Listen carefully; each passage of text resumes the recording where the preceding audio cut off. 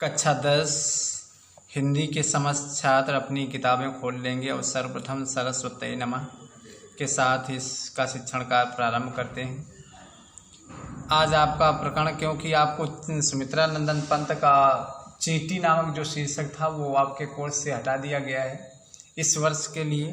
तो आप लोगों का पंत जी का ये चंद्रलोक में प्रथम बार जो आपका रीता से लिया गया है, सुमित्रा नंदन पंत की रचना है रीता का शीर्षक है चंद्रलोक में प्रथम बार। सर्वप्रथम संदर्भ सुन लीजिएगा। प्रस्तुत काव्य पंक्तियाँ हमारी पाठ्य पुस्तक हिंदी के मानवतावादी कवि सुमित्रा नंदन पंत द्वारा रचित रीता के चंद्रलोक में प्रथम बार नामक शीर्षक से उद्गृत है। प्रसंग है आप लोगों का, इसमें कवि पंत जी जो मानवतावादी कवि हैं, इन्होंने मानव के कल्याण के लिए चंद्रमा पर मानव के द्वारा जो विजय प्राप्त की गई, इसके लिए कल्याणकारी भावनाओं को व्यक्त करते हैं।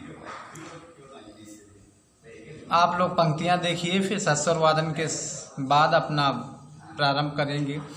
चंद्रलोक में प्रथम बार मानव ने किया पदार्पण, छिन्न हुए लो देश काल के दुर्जय बाधा बंधन, दिग्विजयी मनुष्य निश्चय यह महत ऐतिहासिक क्षण, भू विरोध हो शांत निकट आए सब देशों के जन। इतने का पहले आप लोग देख लीजिएगा, फिर आगे बढ़ते हैं। मानवतावादी कवि सुमित्रा नंदन पंत जी कहते हैं, जब मनुष्य ने चंद्रमा पर पहली बार अपने कदम रखे, पदार्पण माने प्रस्थान किया या रखे, जब मानव ने पहली बार चंद्रमा पर अपने कदमों को रखा तो देश काल के समस्त अविजित बंधन छिन्न भिन्न हो गए। अर्थात हमारे देश ने जो प्राचीन समय, देश के लोगों ने जो प्राचीन समय से जो स्वप्न देख रखा था, वह उनका अविजित बंधन आज समाप्त हो गया। आगे फिर एक बार देख लीजिएगा। छिन्न हुए लो देश काल के, क्योंकि यह लक्ष्य पूर्ण चंद्रमा पर मानव का पहुंचना संभव न था, इसलिए यह प्राचीन समय से जो प्रयास मानव का चला आ रहा था, वह आज अविजित न पहुंचने वाला वह बंधन आज समाप्त हो गया, जब मानव वहां अपने कदम रख लिए। फिर दिग्विजयी मनुष्य निश्चय, मनु की संतान, सुत माने पुत्र, मनु के पुत्र कौन, अर्थात मानव ने अपना यह निश्चय करके विजय प्राप्त करने का, उसका यह मनुष्य का चंद्रमा पर पहुंचकर विजय प्राप्त करने का यह उसका महान ऐतिहासिक क्षण था। भू विरोध, और कवि कल्पना करता है कि इस पृथ्वी पर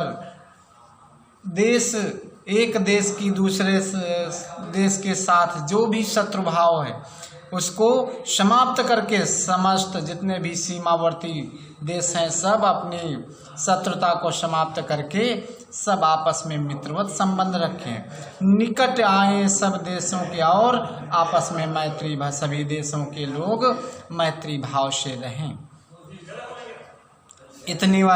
पहले वाले का इतनी ही व्याख्या है। और आप लोग सर्वप्रथम इसमें कवि सुमित्रा नंदन पंत ने काव्य सौंदर्य के अंतर्गत मानवतावादी दृष्टिकोण रखा है। नंबर 2 शांत रस है, लाक्षणिक शैली है, अनुप्रास अलंकार है, गीत काव्य है और अविधा शब्द शक्ति है। आगे बढ़ते हैं इसी के साथ अगला पद।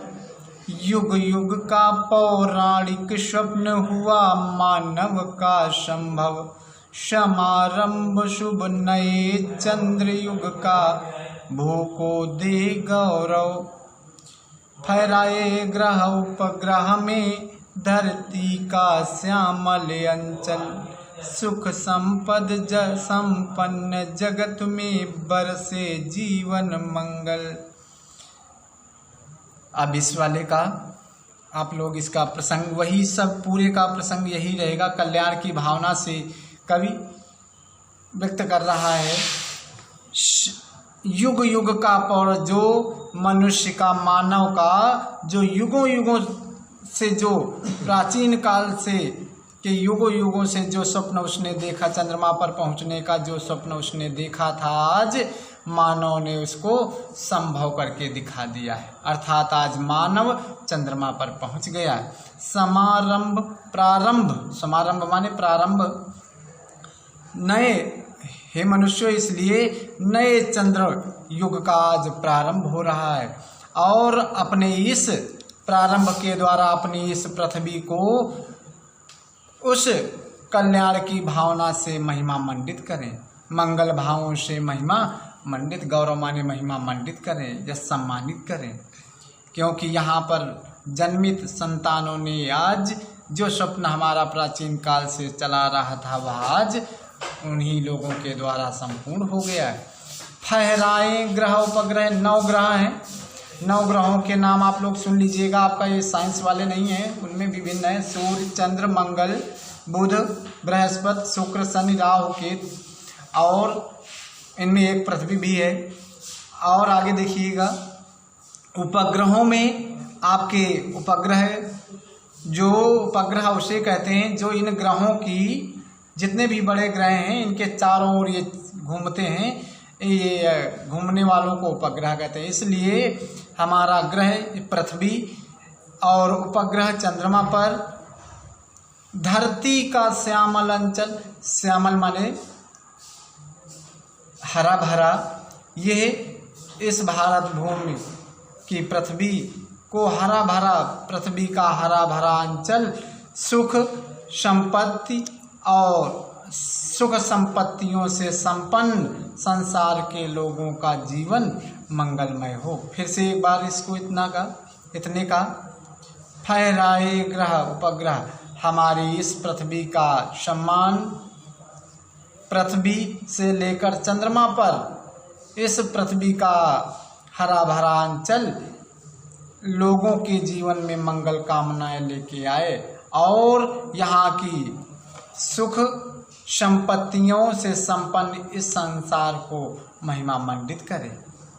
इतने का आप लोगों का भाव है, काव्य सौंदर्य है, मानवतावादी दृष्टिकोण, गीत काव्य, शांत रस, अविधा शब्द शक्ति और लाक्षणिक शैली, अनुप्रास अलंकार, इतना ही है। अपेक्षा है आप लोगों का यहाँ से लेकर जहाँ तक पढ़ाया गया है इतने का संदर्भ प्रसंग, काव्य सौंदर्य आप लोग व्याख्या समेत करेंगे।